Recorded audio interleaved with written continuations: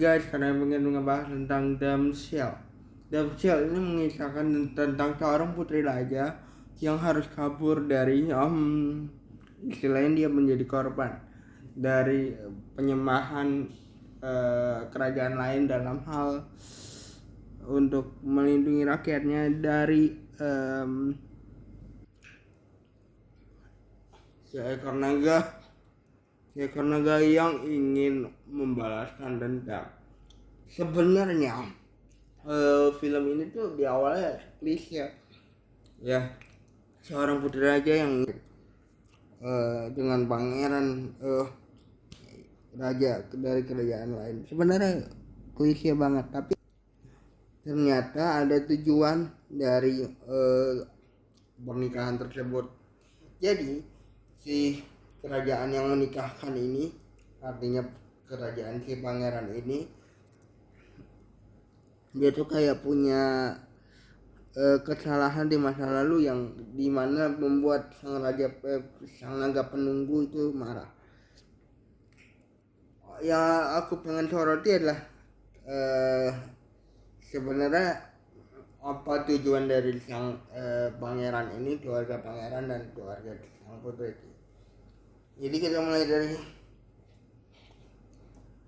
keluarga sang putri dulu ya. Keluarga sang putri itu sebenarnya punya tujuan hanya untuk ya pokoknya menjodohkan anaknya dengan pangeran lain. Ternyata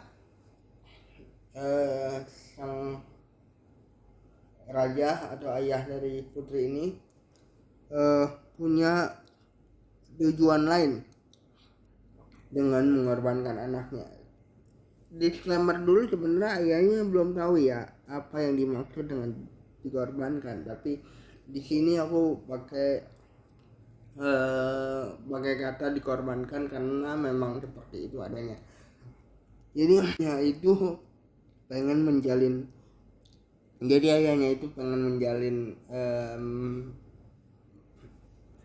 hubungan sama kerajaan lain karena dia punya tujuan untuk mengkeruk kekayaan sang raja itu, sang kerajaan yang lain itu. Sementara sang ibu tiri di sini baik. Ibu tiri di awalnya sangat setuju ketika anak tirinya ini dipinang. Maksudnya dia memang menaruh kepercayaan penuh kepada kerajaan yang nantinya akan menjadi besannya ini. Ternyata kan backgroundnya adalah sang raja dari bapaknya pangeran ini melakukan kesalahan dengan membunuh sang anak-anak naga, sehingga naga meminta 3 korban baru untuk menggantikan anak-anaknya itu gitu. Sebenarnya ayahnya ini udah dibunuh, udah dibunuh atas kesalahannya dia memecahkan telur naga dan membuat naga-naganya meninggal gitu ya. Ketika itu yang terjadi, kita ini aja kepada perjuangan Elodie yang punya tujuan di awalnya mungkin dijodohkan, dan dia senang juga karena keluarganya baik gitu ya. Keluarganya juga menyayangi dia banget, dia pengen juga membanggakan ayahnya dong gitu. Ternyata Elodie ini mendapatkan kenyataan pahit bahwa dirinya hanya dikorbankan. Maksudnya dikorbankan di sini adalah dia menjadi korban untuk apa yang dilakukan sama rajanya, ayahnya pangeran ini, dan dia adalah orang kedua yang harus mati dan dikorbankan gitu. Awalnya mungkin aku udah punya keanehan ketika ayahnya ini merapatkan bagaimana rencana seorang raja menikahkan anaknya gitu ya, bagaimana pestanya, bagaimana segala macamnya, itu yang udah mendapatkan keanehan buat aku lagi nonton. Dan awalnya film ini tuh kayak apa ya, punya tujuan yang kita sebenarnya udah kebaca bahwa ayahnya ini punya tujuan aneh. Ternyata tujuannya adalah si ayahnya ini pengen mengkeruk kekayaannya seperti aku bilang tadi. Tapi ayahnya ini menurut aku orang yang paling jahat gitu. Di awal film kita dikasih perjuangan sang ayah Elodie ini untuk menyelamatkan anaknya, dan kita belum dikasih tahu apa tujuannya. Dan di awal film pun kita sudah tahu ada orang raja yang mengganggu dalam tanda kutip kehidupan naga tersebut gitu ya. Tapi kita masih belum tahu apa perjuangannya Elodie ini pun. Perlu keberanian yang sangat tinggi, perlu keberanian yang sangat besar. Naganya pun ini bilang bahwa sebelumnya tidak ada yang seberani kamu. Tujuan orang-orang kerajaan dari sang pangeran ini mengorbankan seseorang adalah sebenarnya hanya untuk menebus kesalahan rajanya atau ayahnya si pangeran ini pada saat membunuh anak-anak naga. Cuman maksudnya